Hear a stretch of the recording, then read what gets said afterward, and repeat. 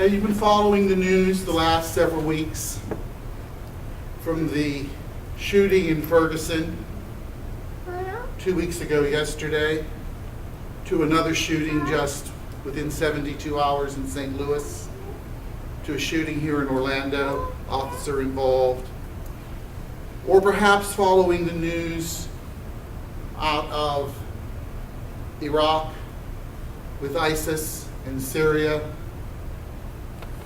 And all of these calamities have drawn out into the public these people that wish to speak for God.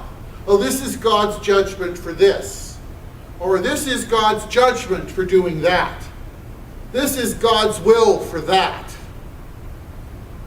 And I think the most heinous one involved a St. Louis County police officer that has been all over the net the last 24 hours, in which he's addressing a group of fellow officers who belong to a right-wing organization to say that Jesus made him a killer, and he's killed before and he's going to kill again. This is an example taken to the extreme of people who think they know what is in God's mind. And yet, what does St. Paul tell us today? That God is unfathomable.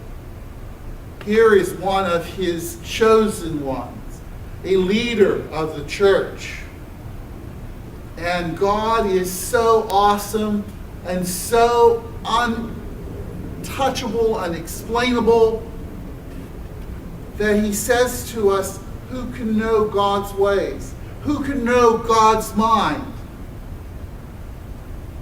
And so it is that today, you and I are reminded about the awesomeness of God, of his powerful, his glory that is beyond anything that we can even imagine.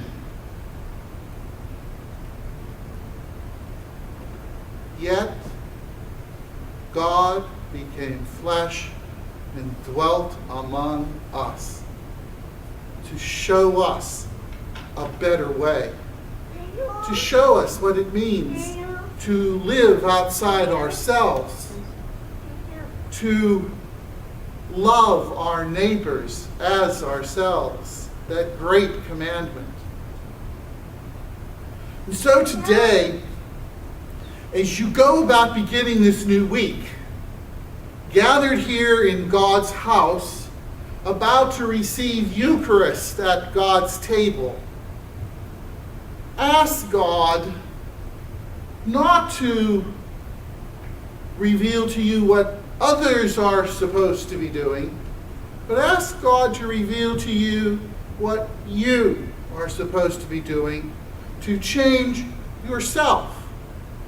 So that each of us, if we concern ourselves with us first and change ourselves to become a more loving and caring person, can therefore, through our actions,